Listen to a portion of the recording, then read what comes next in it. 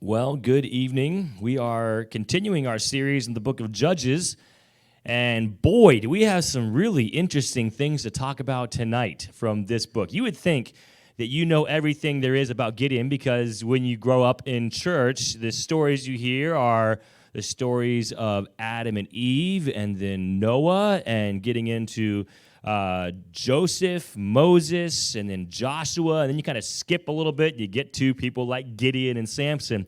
And so you think, I've heard it all. I know everything there is to know about Gideon. I guarantee you that you do not know everything there is to know about Gideon, his story, and his family. You see, Gideon's life is so much more than just the sword of the Lord and Gideon and the throwing down of the pots and the holding the torches. That was a moment of Gideon's life. And to a lot of people, they want to take a snapshot of their lives and say, remember when I was in high school and I was the football MVP, or I was a cheerleader, or I was the class president, and they want to look at this moment and define their lives by maybe the greatest moment of their life. But there's so much more to our story than the greatest or even the worst moment. See, other people on the other side of that say, I can never be anyone successful because of that moment of my life, and they look at the opposite. It's the worst moment. Remember when this happened, I walked in the classroom, and people threw stuff at me and made fun of me, and now I can never be successful as an adult because as a teenager, I was made fun of, on a particular day. Even a series of days, we shouldn't be defined by one or even a series of events that took place in our life. But that's what people do with Gideon. They think Gideon, when his story is told, you just think of that one moment, and yet there's so much more to Gideon than that one moment, and we're going to find that out tonight. Let's go ahead and start with the word of prayer, and we'll get right into Judges chapter 8. Dear Lord, I thank you for the word of God. As always, it is so encouraging to read the sincerity of truth that we find. You don't hide anything from us.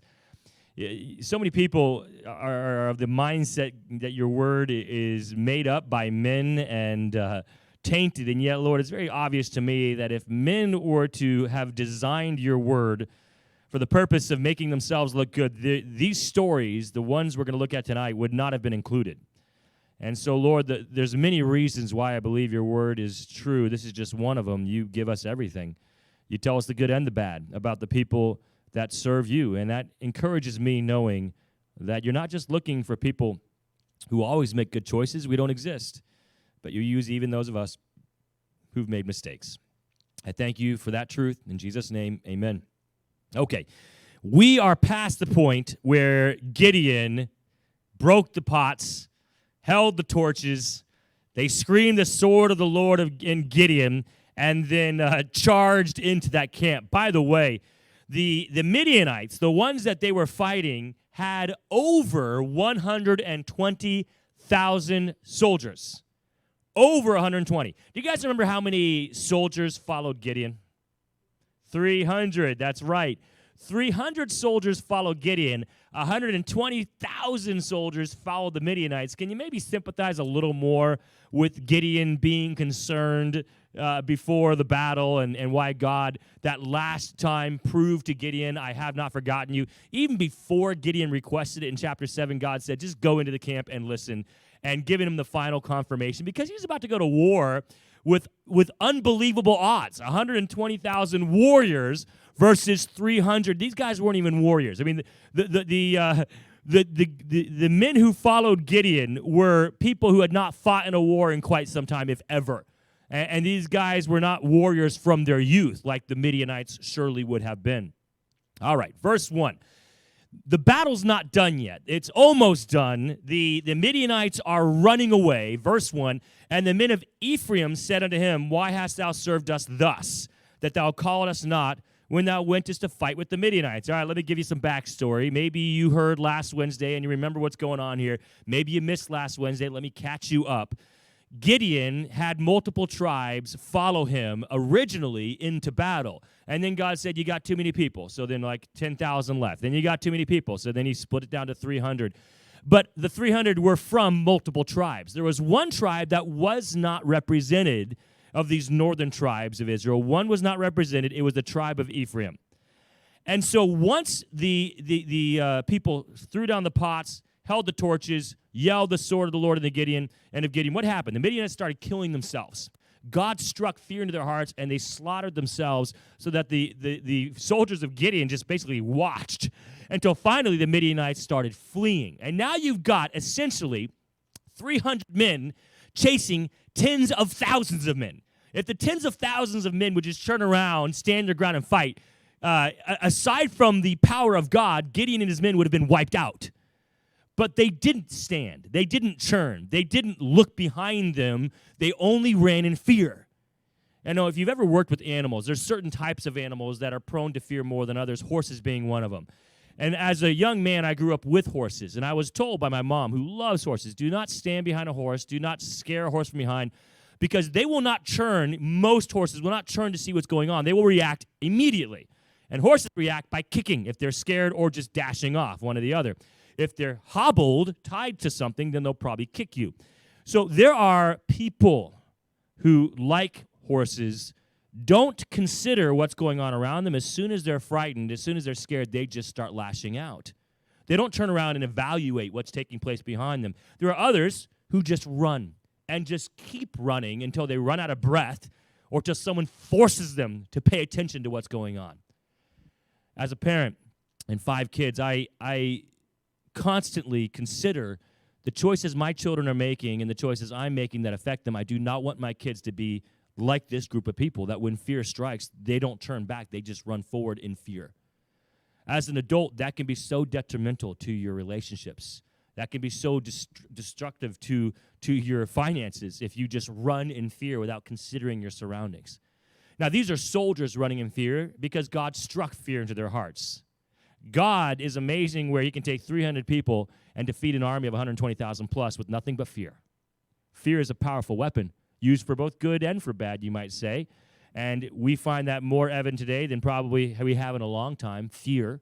I'm not trying to tell you that there are certain things that are not taking place or not true, but the amount of fear that is permeating the hearts of not just America, guys, it's countries across the world right now, that if you look at other news stories, other countries, other nations are also just making decisions in fear.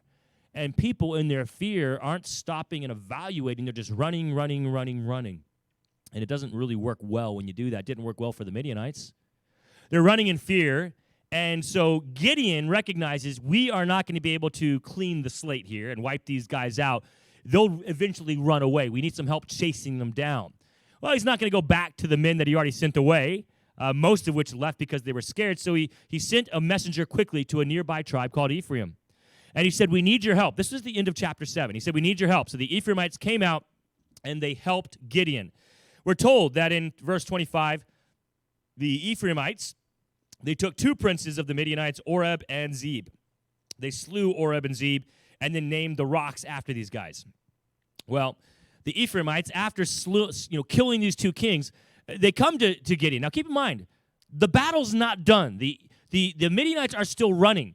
I don't know if this conversation is had on the march. I don't know if Gideon's jogging while these guys are talking to him. I don't know if they took a water break, but there is still fighting to be done. And the Ephraimites say, no, stop. We got to have a conversation right now. Before we go any further, before we do any more killing, before we do any more fighting, we want an answer from you. Well, come on, guys. Can we have this conversation later? I mean, there's still, people might be in the trees trying to shoot us with arrows. They might come out at any moment. No, we're going to have this right now. There's a time and place for conversations, and right now isn't always a time or place for conversations. Gideon is a very smart man. So the Ephraimites come to him and said, why didn't you call us originally to fight the Midianites? Why did you wait until after the hard fighting was already done to call us? If I was Gideon, I'd be thinking, first of all, wait a second, you're upset that you didn't get to come to the hard part? You're upset that I only asked you to the easy part of this battle? These guys obviously thought very highly of themselves to think, how dare you not ask our help to fight the real battle? But also, keep in mind, when did they say this? After the real battle was done. I wonder what they would have said if they were asked to join at the beginning. We'll never know. They weren't asked. So the Ephraimites are mad at Gideon. For what reason? Because they didn't get to fight the whole time, only part of the time. What does Gideon say? In verse 2, he says, what have I done now in comparison of you? Gideon immediately humbles himself. He says, all right, let me tell you this. I'm nothing compared to you guys. Now, Gideon's the leader that God used to just take out 120,000 plus army. Gideon is going to be the next judge. And yet when people attack him, Gideon says, hey, why are you attacking me? When I compare my skills to yours are much better. He doesn't stop there. It's not the gleaning of the grapes of Ephraim. That's the tribe who's upset. Better than the vintage of Abiezer. That's Gideon's personal small tribe. And he says, basically, our best isn't as good as your worst. The gleaning of the grapes would have been the worst part because it hadn't been vintage, hasn't been around long enough to really be tasty. And he says, you know what? I'm sorry. Yeah, he said the gleaning is the worst part of you guys is better than the vintage of us, than the best we've got. So he doesn't just compare himself to them. He compares their tribe to his tribe. And then he goes on verse 3 and says, you know, aren't you guys the ones who were delivered the kings of Oreb and Zeb? Didn't God deliver them to your tribe, not to mine? What was I able to do in comparison of you? Verse 3. Then their anger was abated toward him when he had said that. Why was their anger abated? Abated means stopped, held back. What held back their anger? You know, Gideon wasn't groveling on the ground. The guy's a warrior now. I mean, he has the Spirit of God inside of him. I mean, this man's been chasing an army, you know, multiple times his size. So this guy is basically grown into, oh, mighty man of valor that we saw in the earlier chapter where he was not that yet. He is that now. And yet, as a mighty man of valor now, he's still able to humble himself, not grovel in the ground, but to speak humbly to those who are very angry. You know what the Bible tells us in Proverbs? A soft answer turneth away wrath. So many people, when they are confronted with anger, respond in anger. Let me just tell you this. I don't know your marriages. I don't know those of you online, you know, between you and your children, between you and your boss, but I know people. And I've been around people a long time. And there are very few people that I've known who, when their spouse is extremely upset, voices raised, words are said that are hurtful, very few people that can respond humbly and softly. Now, here's what usually happens.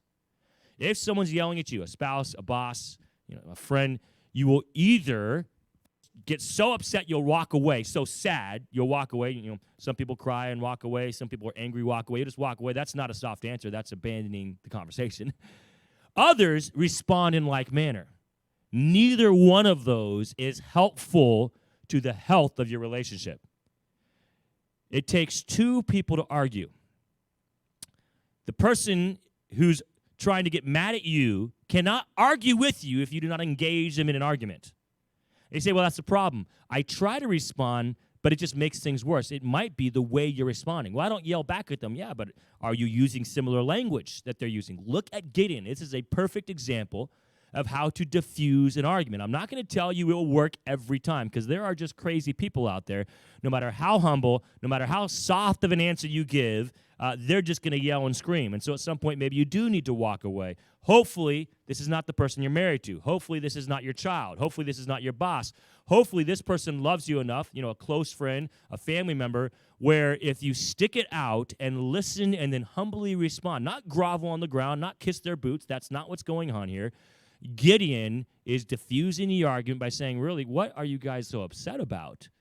God has blessed you today. And sure, you want more, but even with what God has given you, it's better than what God's given me. So why are you mad at me? And these guys got to thinking, I guess you're right. You know, we wanted to argue, but can't argue with the guy that makes sense and speaks softly. It's hard to do. I said this story before. I was in college, and my job as a floor leader was to ensure that the rules of the college were being followed. Not a job I would wish upon anyone. Looking back, sometimes I wonder why I took it. I believe God wanted it for me, but boy, it was a difficult job. There was a time where a guy I was having a conversation with, because of some rules that he was not following, he got very upset with me and started yelling and screaming at me. This guy's taller than me, bigger than me, stronger than me. And he's yelling at me, and he's talking about how, we're in the soccer field. The guy's literally saying he wants to beat me up. Hands are clenched. He's ready to start fighting. I just sat on the ground and looked up to him and listened. And eventually, he can't yell at me, like, I'm going to beat you up. I'm sitting on the ground. What's he going to do, start kicking me? He could have. I'm not going to say that wasn't a possibility, but this wasn't like behind a bar in a dark alleyway. Okay? This was a Christian Bible college. This guy was just very upset. So I sat down. You know what he eventually did? Can you guess? He sat down. And when he sat down, it was really hard for him to keep yelling at me. You know what he started doing? His voice calmed down. And then we started talking. He listened to me, I listened to him. By the time we were done, he no longer wanted to beat me. He didn't like me still, but he wasn't out to kill me any longer. And so it's not going to look the same every time, but I learned from a young age that responding in anger is not going to help. Respond in humility and in a calm manner.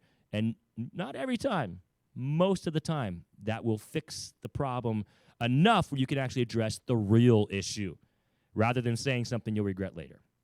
So Gideon diffuses the argument. The Ephraimites say, okay, fine, let's get back to battling. And then they go back to fighting again. So Gideon, verse 4, came to Jordan, passed over, he and the 300 men that were with him. They were told that they were faint. They were tired. You know, when you've been working all day, and what's this, a commercial with the Snickers bar, right? Where you, before you eat the Snickers, they look one way, and after they eat the Snickers, it gives them their normal personality again. So think of that going on here, right? They don't have the calories. They've been fighting throughout the night and into the morning, and these guys haven't stopped to eat, and they're just hangry, these soldiers of Gideon. And so they arrive at a place called Succoth. This is a town. And they get there, and they say, can we have some food? We're really, really hungry. We're pursuing these two guys, Zeba and Zalmunna. Now remember, we're told that Oreb and Zeb were already killed. There were multiple kings here. And back in those days, you know, we think of a monarchy, one king over an entire nation. Back in those days, there would have been a king of a village and a king of a city and a king over here and a king over here. And they were kind of all like co-kings, you know, working together. And so that's what's going on here. It wasn't just one main king. The word king was kind of used a lot more loosely back then than it would have today or recent history. And so there's two other kings that have not been captured yet. And so Gideon says, we need to capture these two other kings. We need some food.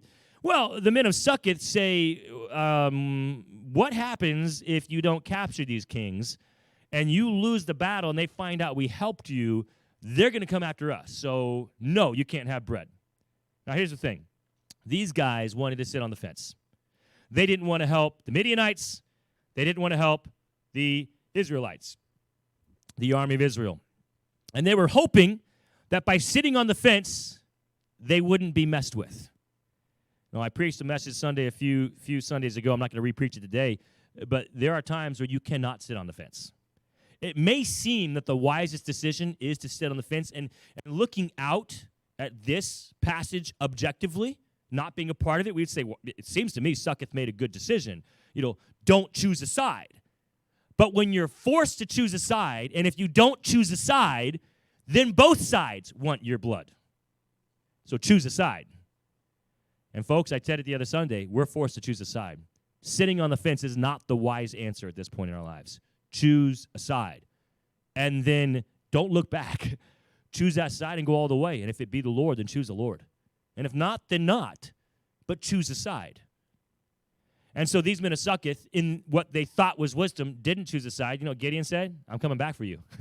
Once I'm done with the kings, I'm coming back this way, and I will not forget the injustice you caused. Verse 8, he goes on to another town, the town of Penuel, and ask the same thing. Can we have bread? A nearby town. They said the same thing. No, you can't. Similar to Succoth, we don't want to choose a side. So Gideon responds to them in the same way. That was the wrong decision. You should have chosen a side. Now you're not going to win no matter what happens. Gideon moves on. They're still hungry. Neither Succoth nor Penuel fed them. So we're told they pursue. And by the way, Gideon specifically says to Penuel, I'm going to break this tower down. It was actually a little harsher. In verse 7, he says, when I come back, I'm going to tear your flesh with thorns and briars. And in verse 9, he says, I'll break down your tower. Why does Penuel get a worse judgment from Gideon than Succoth? You know, to be refused one time, you get upset. You're already upset now. Go to the second time, refused again. Now you're already upset. It's going to be worse. Unfortunately for Penuel, they were the second person to say no to Gideon, not the first. And so they're going to get it worse when Gideon returns. Gideon pursues them with his men. We're told that they're in verse 10, Zeba and Zalmunna were in Kor. the host with them 15,000 men. By the way, 15,000 of 120. Already 105 had died. Well, wait a second. How could 300 men kill 115,000 men in just a day or so? They couldn't. The only answer is the 105 mostly killed themselves, which is what we read in chapter 7. When God struck fear in their hearts, they started just slicing their sword at anything that moved. It was early morning, and they just woke up. And so most of them probably died from their own friends. That's why they were afraid, because who's on my side? They don't know. It's dark. I just see slashing swords. They're running through, slashing swords at each other. Finally, when there's enough light for them to see who is who, there's so much less of them, they just start running. Now, it doesn't mean that the Ephraimites and Gideon didn't kill some. They did, but they didn't kill 105,000. Most of those were probably killed by their own fellow soldiers. And now, all we have left is 15,000. I say all we have left. Gideon only has 300 with him. So it's still 300 against 15,000. Now, Gideon and his men are tired. Do you think the Midianites are tired? Yes, they are. So we're told in verse 11 that the Midianites actually dwelt in tents. They encamped. They were so tired, they set up camp again. They thought, surely these men aren't going to chase us this far. Surely they'll let us go now. And they were comfortable in what they felt was distance between them. But Gideon's like a bulldog. Gideon says, now once this starts, it's not over till I say it's over. And so Gideon chased them all this way. And they have camps. And we're told that Gideon went around in verse number 11. And Gideon went up by the way of them that dwelt in tents on the east of Nobah and Jogabah. So he kind of came from around, and then while they're in their tents, he fought them again. So now I say these poor Midianites, these guys we shouldn't feel bad for them, but in a sense, man, it's kind of rough. 2 days now, they get attacked in their beds. The first time, the lamps and the pottery, they wake up to death and destruction. And now again, when they think they're safe, they're in their tents, and Gideon comes again, and death and destruction again. Man, if they were to survive, they must have never wanted to sleep in a tent again. They don't survive. Gideon kills them all. Gideon takes the two kings, Zebah and Zalmunna. They flee. The kings flee. Gideon pursues after them and then takes the kings after he had discomfited the host. And we're told that Gideon returned from the battle before the sun was up. So again, another night. Gideon didn't even get a chance to sleep. These guys have been fighting at least a full day without sleeping, without eating. That'd be something else. I mean, it's one thing to just fast in your house, watching Netflix, between reading, whatever you do. It's something different to not eat in a day and run all day. Something altogether different to not eat while running and fighting. Swinging this heavy sword and having swords swung at you and not eating or sleeping. That's what happened to these guys. Well, Gideon, the son of Joash, returned from the battle, verse 14, and caught a young man of the men of Succoth. Oh, he's coming back the way, just like he said, Succoth and Penuel, you guys, you're going to pay now for sitting on the fence. When Gideon returns that way, gets a young man and says, hey, who's the ones in charge of Succoth? Because I don't know. I just wouldn't buy the town. I was told no, but, the responsibility falls on the leaders. Who are they? This young man told Gideon who the leaders were. He described them. He described the princes or the leaders and the elders. 17 men, so 77 men who led Succoth. So this is not a small town. If there's 77 leaders, this is a large town. So in verse 15, he came to the men of Succoth, and he has these kings. They're still alive. And he says, guys, I told you I would catch them. Can you imagine the men of Succoth? Oops, we made a bad decision on this one. Here's Gideon. I mean, really, 300 men chasing 15,000. It was bad to not choose a side, but if they were, they probably weren't going to choose Gideon's side. But here's what they failed to recognize. Gideon's side was whose side? God's side. A lot of kids, young adults, they don't want to choose the side of Christianity. There's not as many of us. We don't have as many things. We're not as flashy. The buildings we have aren't as nice as other places. Well, why would I choose that side? It's the smaller side. It's the crazier side. The things you guys do don't make sense. I want to go to the big, the flashy, the popular, the majority. And a lot of young adults and children fail to recognize we're on God's side. That's the side to choose. We need to remind our children We need to remind our friends it's not a matter of numbers, who has more. It's a matter of who has the power. God has the power. We're on God's side. So if the men of Succoth and Penuel were just looking at numbers, then I understand. They're not going to choose Gideon. But they should have known better. Think of this. Remember in chapters earlier when God told Gideon to go to the camp of Midian to hear what they were talking about? What were the Midianites talking about? The God of the Israelites and how scared they were of this God. So God was not unknown to the region. He was just ignored, at least by the men of Succoth and Penuel. If they had as much fear for the God of Israelites as the Midianites did themselves the day before, the men of Succoth and Penuel would say, what can we give you? Because you're followers of God. But they didn't fear God. And so they didn't choose a side. And so they made the wrong decision, and now they're going to pay for it. Gideon arrives with the kings and says, guys, I'm back, just like I said. Now think of this again. How many are with Gideon? 300. This town must have had tens of thousands. Again, for 77 leaders, this was not a town of 100, with 77 of them being leaders. Large town. And Gideon with 300 men is basically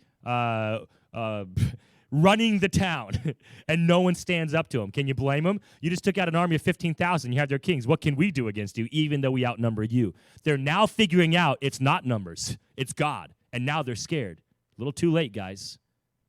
Gideon gets the thorns and the briars, and we're told that he teaches them. Now, verse 16, and he taught the men of Succoth. What is he teaching them? He's teaching them to choose a side next time and choose the right side. How exactly does one teach someone with thorns and briars? There are two thoughts. One, tying them to ropes and whipping them. And two, which is the more common thought, he tied them to horses and dragged them through the brush of the thorns and briars. Now, the chances of these leaders surviving is not very high. The probability is these men died. He dragged them to death on their horses through briars. So did he really teach them? I mean, the ones that were dead, they learned. Unfortunately, they didn't learn long enough to do anything with it. But everyone else who watched, they learned. You know, I've talked before about discipline, and obviously this is extreme. I'm not saying we as Christians do this, but I've talked about discipline. And there are times as parents where I discipline one of my children for the sake of my other children. And as a principal, as a teacher, we will discipline students at our school for the sake of the whole class. And I even calling them out verbally. I'm not even talking about extreme discipline. I'm not even talking about grounding, just having a conversation and addressing the issue so that others see the issue is being addressed. And you say, well, it doesn't work. You know, the child keeps going back to what they do. It's not always about the child. It's about the people who are watching, the other kids who are watching, the other adults who are watching. And so Gideon is teaching the men of Succoth by disciplining 77 men who probably didn't survive this discipline. They were probably killed. Now, we're told he goes to Penuel. Remember, he said it's going to be harder for them. He was going to break down their tower. That's their defense, by the way. When you break down a town's defensive tower, the chances of them being overrun in the future is a lot higher. And so he not only destroys their defense, but we're told he slew or he killed the men in verse 17 of the city. Now, not all the men, but he killed men, possibly at least the ones who were soldiers in the tower. He beat down the tower, kills the men. Verse 18, then he said to Zeba and Zalmunna, what manner of men were they whom you slew at Tabor? Now, we're not actually told about this thing at Tabor, but there must have been a time where the Midianites came in and raided Israel, and a particular town, Tabor. They raided Tabor. And Gideon says, hey, remember when you came here before and raided Tabor? Do you remember the kind of people who lived in Tabor? Their response was, yeah, they seemed like children of kings, just like you. Now, I kind of wonder, were these guys, kissing up a little bit? Did the men of Tabor all really seem like children of kings, or are these guys just hoping that if we give the right answer, he'll let us live?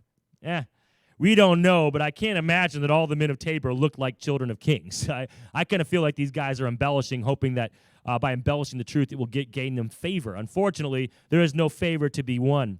Because in verse 19, Gideon says, yeah, that city you destroyed, they were my family.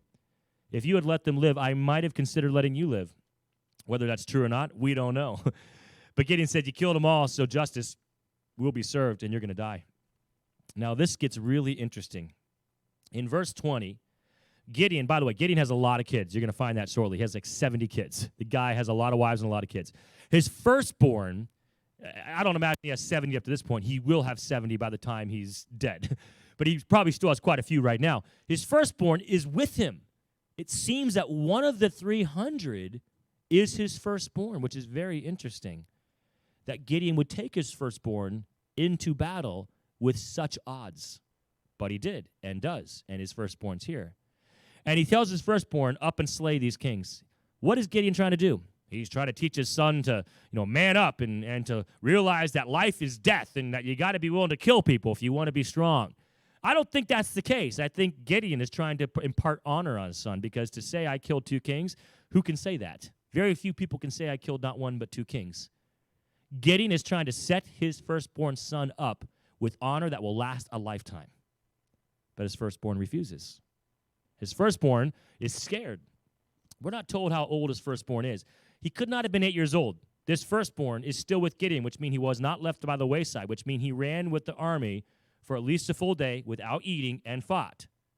Now, whether he killed someone or not is yet to be seen, because he's not willing to kill these kings. So chances are he was just there, maybe screaming and swinging his sword. Chances are he didn't kill anyone, because if he had, he probably wouldn't mind killing these kings. But at least he was old enough to run an entire day without eating and stay up to par with an army of men. So this is not an 8-year-old or 12-year-old. This has to be old teenager, young adult man. But he's scared. He lets his fear take him. Maybe these kings looked at him, and him looking him in the eyes was not enough. It was too much for him. He couldn't do the deed of judgment upon these kings, who, by the way, if they slew Tabor, Gideon's family, they slew this young man's family.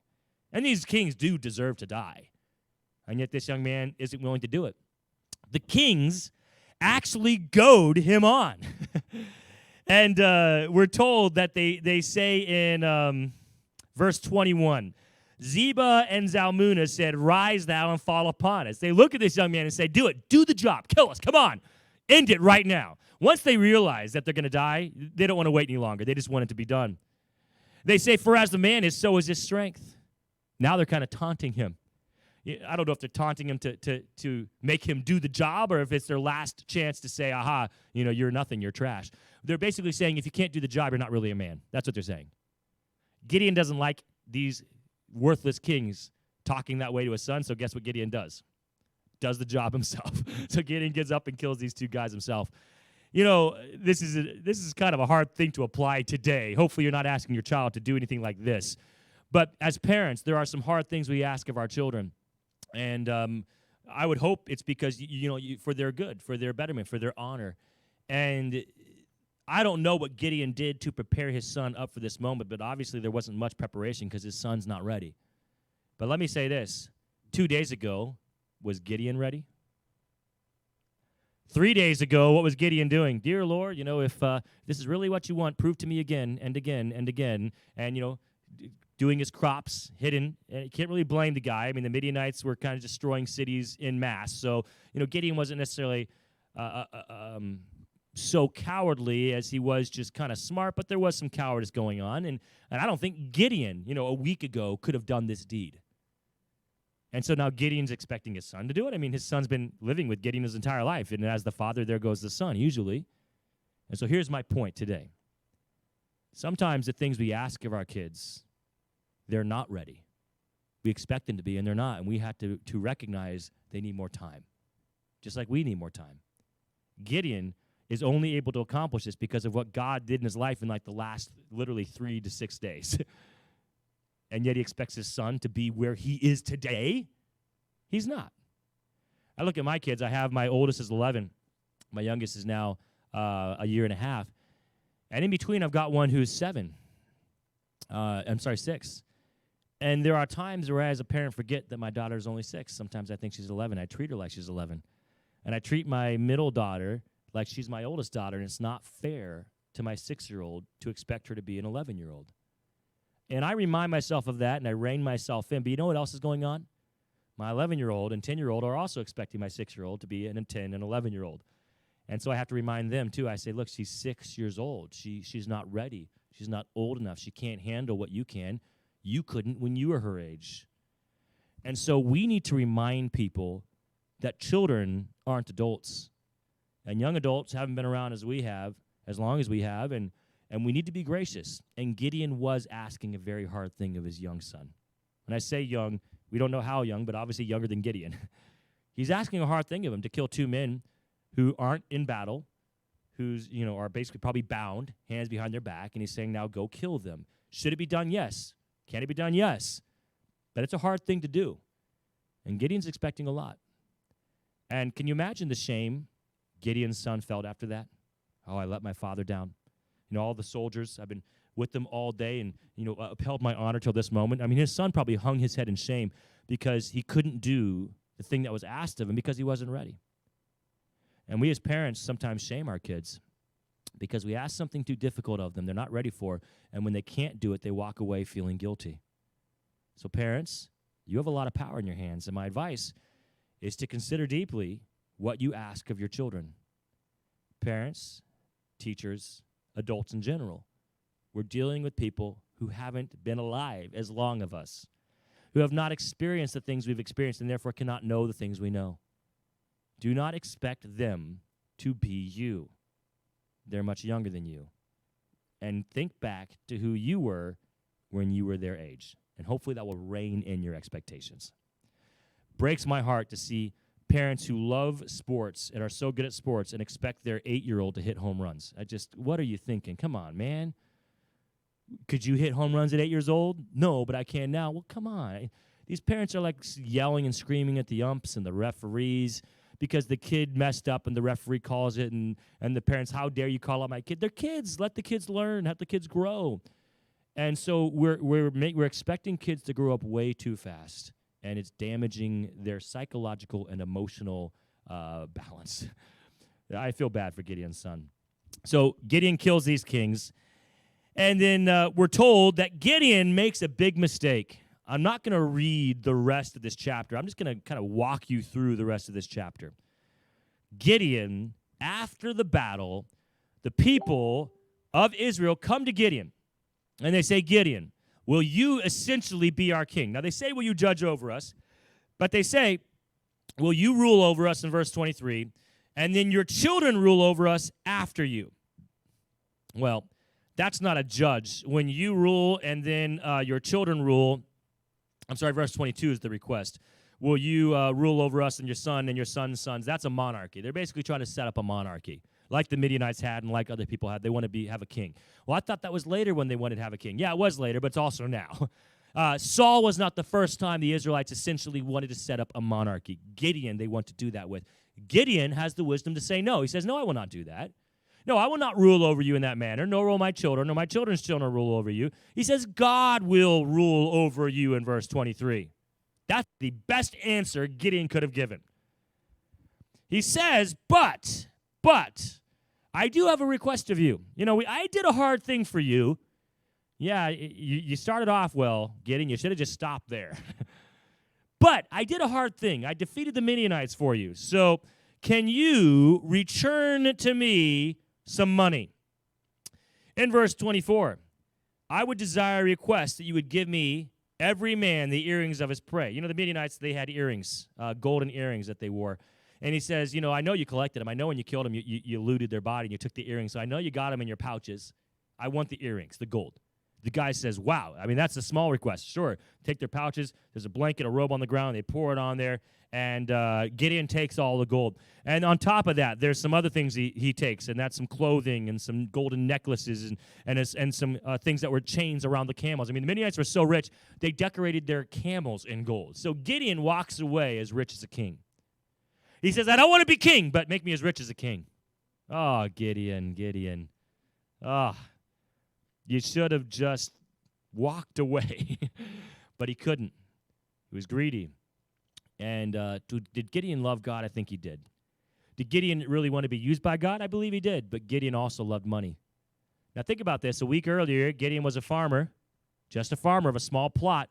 Gideon refers to himself as a man from a small family of a small tribe. And when talks to the Ephraimites, he says, my best is not as good as your worst. So Gideon does not have much. And Gideon's tempted with having much. And Gideon falls, and he takes it all. It doesn't end there, though. Gideon then takes all of this gold and create something called an ephod. Now, let's turn here. By the way, we're told all the Midianites are subdued. Gideon takes care of them. But let's go to verse 27. Gideon made an ephod thereof and put it in a city, even in Ophrah. Now, he essentially makes it's hard to know exactly what this ephod is, but something like you probably wear. It's really sparkly and has a lot of jewels on it. And it is possible that Gideon was thinking that I'm making this as a testament of our battle. It could have been even what he thought was a way to kind of worship and honor God, part of worship to God, and the way he communicates to God, the way he talks with God, the way he worships God. And so he might be thinking that I'm doing this for the honor of God, but he's not doing it for the honor of God. Who's he doing it for? Doing it for himself. And it's proven because we're told in verse 27 that all Israel would come to visit Gideon. But when they came to visit Gideon, what were they really looking for? That ephod.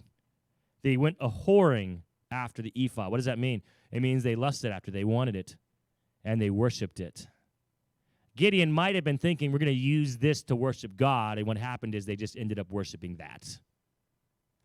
Now, I don't want to get out of context here and go deeper than we really need to, but I do believe there's a lot of churches who are attempting to worship God in ways with things that aren't bringing God honor, and what's happening is people are just worshiping the things. And so let me give you an example. The pastor says, we want to build a large building. Our church, our building's not big enough, and it is big enough. I mean, the people, you're not overflowing into the lobby. People aren't outside waiting to come in. It's big enough, but it's not big enough. If we build it bigger, more would come, and then we'd have a massive building. We need a 2-story. We need a parking lot twice the size, because if we build it, they will come, right? The Field of Dreams, what is that, back in the 80s? All right, so if we build it, they'll come, and we're going to do this for the honor of God. We're going to build this building so we can worship God better. And what ends up happening is the people just end up worshiping the building. Not in the sense of they come here and bow down to the building, but that building isn't about God. The building is about the people. And about, well, look at we built.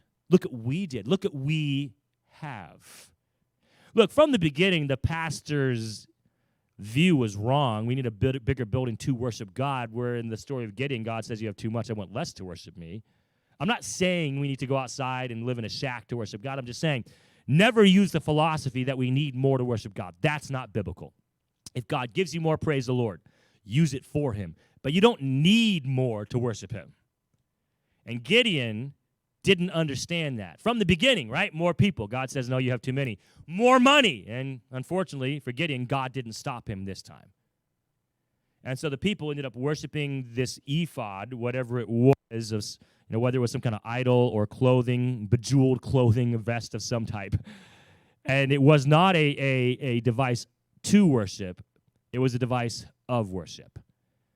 So, are building projects wrong? Of course, there's nothing wrong with building. If the money's there and the need is there, then by all means, build on, pastor. Build on, church. But to do so, to claim that we need it to worship God, that's when we're getting outside of Scripture and dangerous territory. You know what happens to a lot of these pastors in these churches? Maybe some of you have seen it in your own life. So they start these building projects that are not needed. And so what do the people do? Well, I'm not going to stay here. I mean, if it's about the building, if it's about putting another story where we don't need it, or twice the size of our parking lot that we don't even use now, why would we do that? So they leave. Well, when more people leave, what did they take with them? Their money. So the pastor in that church now has less to accomplish the building project.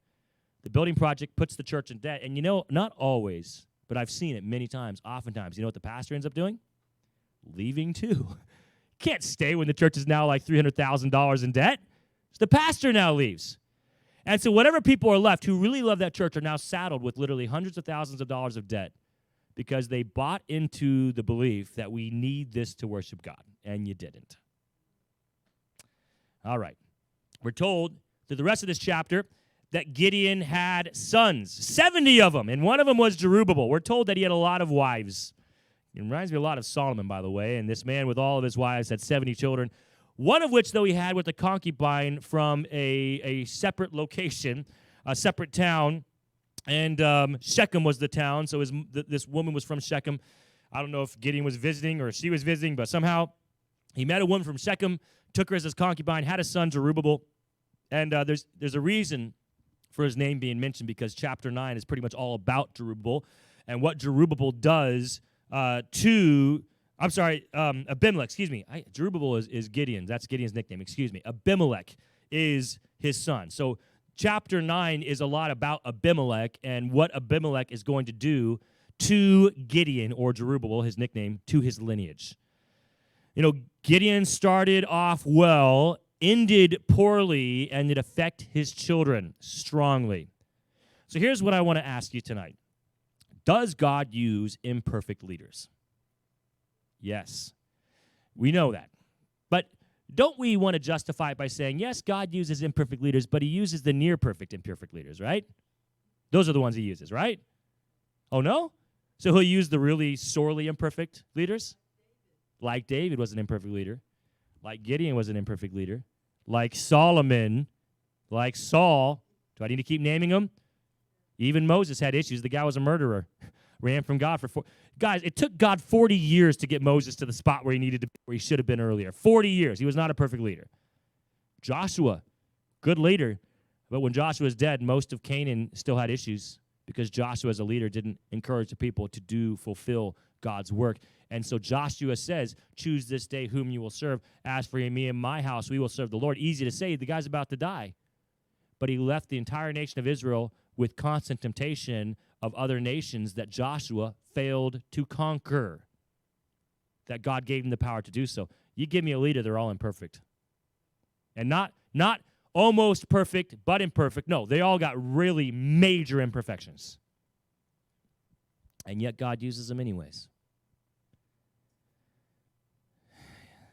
We look at pastors, I look at pastors, and we want to believe that these men we call spiritual leaders, yes, they're men. We know they have issues, but maybe their issues are, they drink too much soda. That's their issue. Maybe their issues are, instead of getting up at 5:30, they only get up at 6:30, so they sleep in. That's their issue. We almost put them on this pedestal of just, you can't attain. Well, their imperfection is they don't wear a tie at the house. They take it off at home. That's their imperfection.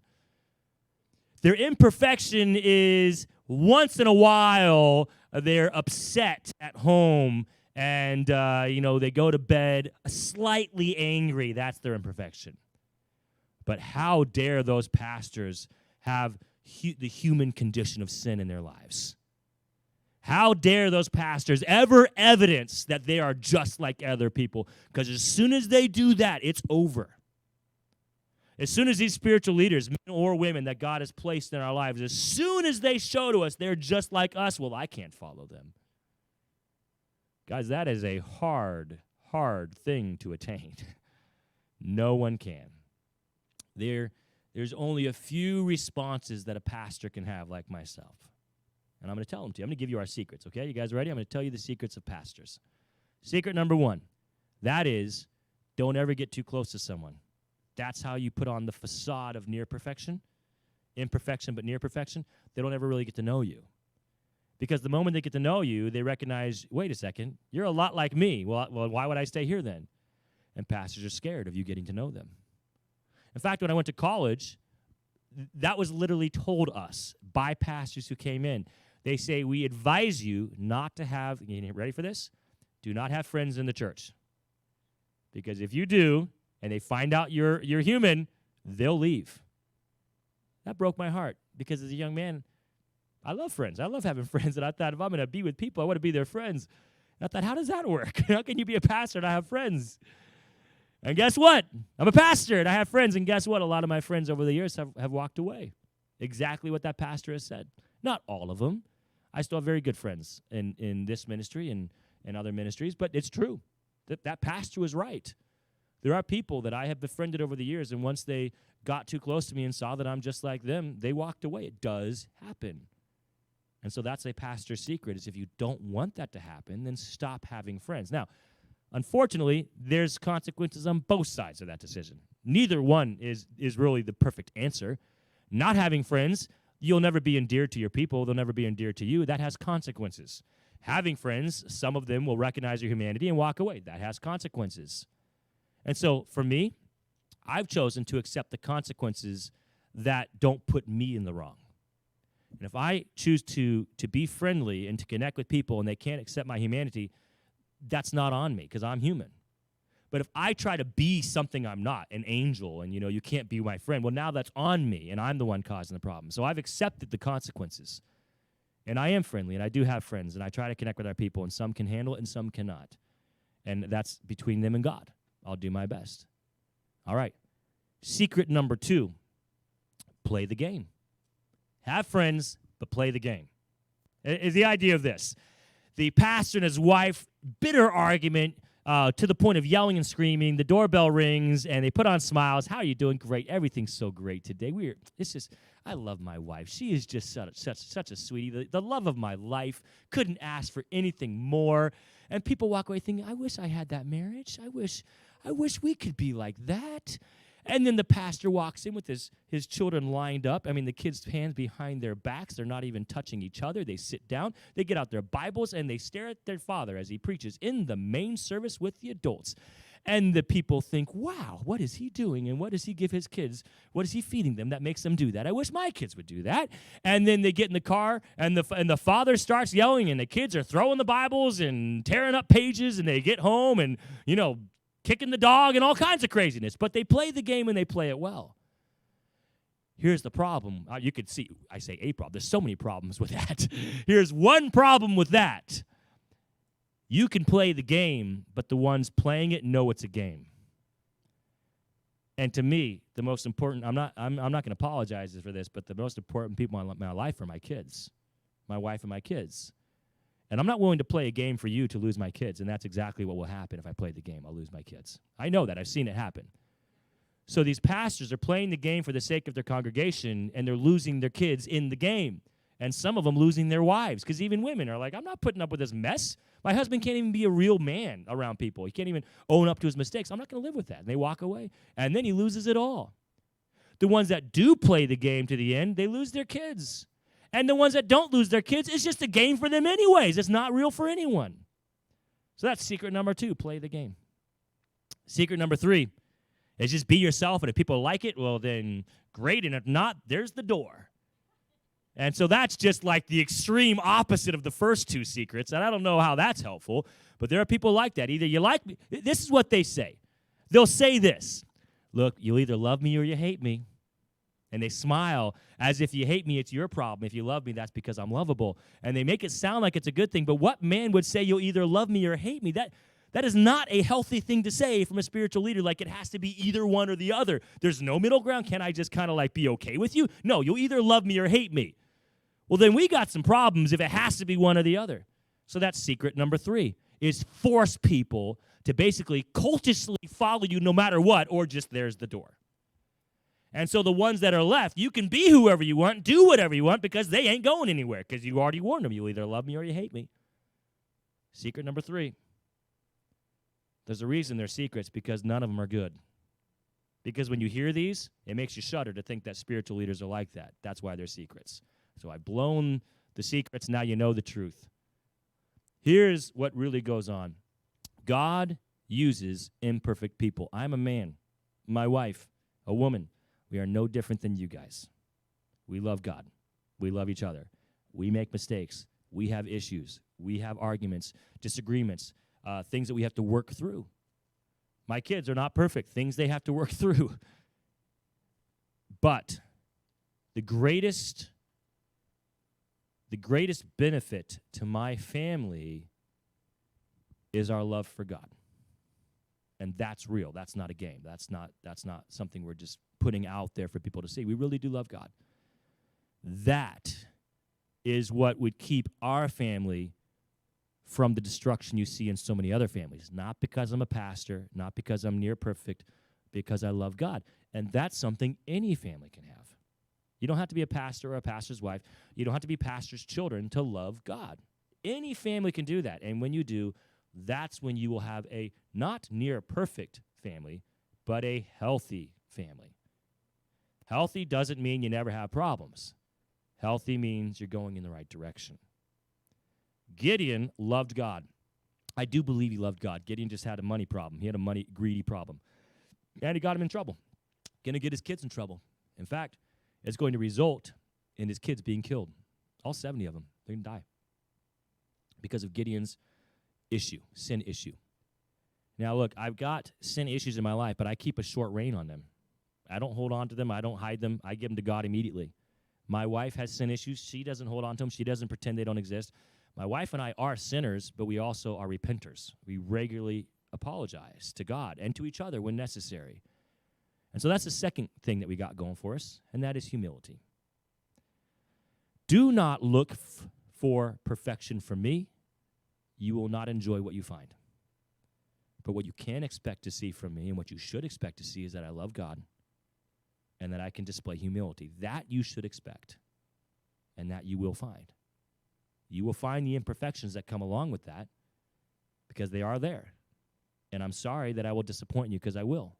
And those watching online, chances are you've been around long enough, you've been disappointed. I've disappointed this church on more than one occasion. And we've lost people because of some of the decisions I've made, the disappointments that I've had as a man, and people just couldn't handle. And I understand that, and they had to leave, and I get that. But I'll tell you this, I have not, and I hope I will not, and I don't ever want to get to a point where I'm so prideful I'm not willing to admit my faults. And I am. But I do love God. God can and will use people who are imperfect. So, I had other questions we were going to talk about tonight because that was going to be chapter 9. The other question was, does God avenge those who wrong his children? But it is 7:26, so we're going to end now, and we'll deal with that question and others as we continue the story of Gideon's family. Gideon dies in this chapter, chapter 8, but his lineage, his family story goes on in chapter 9. We will wrap up that story next week. Let's pray. Father, I thank you for the reminder that leaders are not perfect, myself included. But in our imperfections, you love us and we can love you. I pray that you would keep before our eyes and hearts always that we don't need bigger and better to worship you. If you've blessed us with the need for more space, if you've blessed us with the ability to provide for more, then praise you and all honor to you. But never let us get to the point where we believe we need more to do more, or that we need more to honor you more. We do not. I love you in Jesus' name. Amen. Have a good night, folks.